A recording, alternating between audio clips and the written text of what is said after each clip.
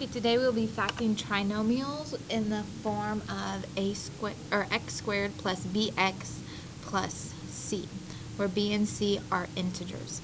So if we look at example 1, we have over here factor x squared plus 7x plus 12. Well, let's look over here at our example quickly so that we can see what's going on. If I look at my example, x squared plus 8x plus 15, when you FOIL it, gives us this, so x plus 3 and x plus 5. So we had been doing the FOIL method and going this direction. Now we're basically going to be undoing that by factoring. Well, if I notice something, 3 and 5 here are factors of 15, so they have to be factors of c. And they have to have the sum that adds up to b.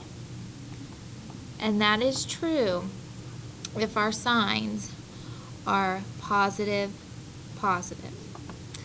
Okay, so if we talk about what our signs are, a positive sign in the second one tells me I'm going to have the same signs, and I'm going to have the same sign of whatever is my first one. So both of them are going to be positive in my factoring. So let's go here. Remember, we have to have factors of c, so factors of 12, and I'm just going to list them.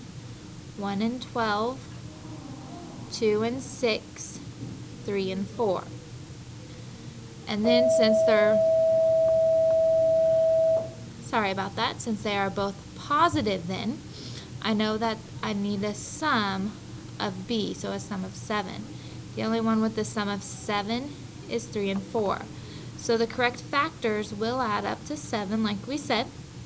So my solution here is, and because the signs are both positive, positive, I have x plus 3 times the quantity x plus 4. In order to check it, you could use the FOIL method to check it. X times x gives me the x squared. 3x plus 4x is 7x. And 3 times 4 is 12, so it does check out correctly. If we go ahead and look at example 2, here the signs are changed. So here I have a negative and a positive. So this one's telling me that both of them are going to be the same sign. This one's telling me both of them are going to be negative.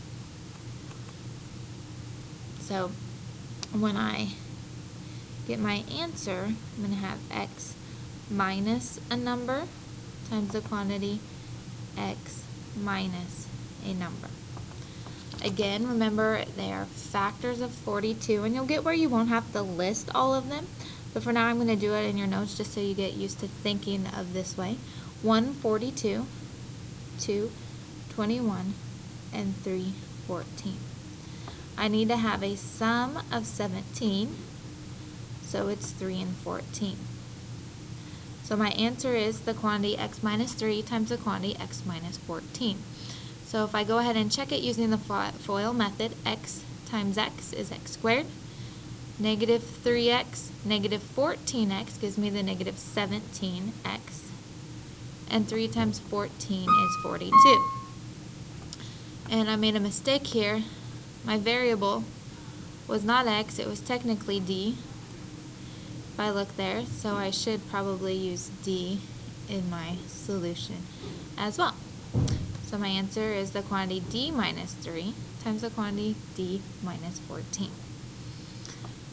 Let's go ahead and let's look at example 3. This time our c is negative, so that means our signs are going to be different. And we're jumping all over the place. Let's see if I can get my pen to work. So I'm going to have different signs. So I'm going to have m minus something and m plus something. This one, this sign, the first sign tells me where my bigger number needs to be placed, because the difference of the two is going to give me a positive 6. So if I go ahead and list my factors of 27, factors of 27 are 1, 27, 3, and 9. Well, this time, since my signs are different, the difference between the numbers have to give me 6. 9 minus 3 is 6.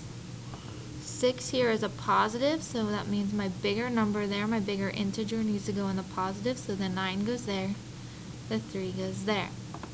If you go ahead and check it then, by using the FOIL method, m times m is m squared. This gives me negative 3m, positive 9m.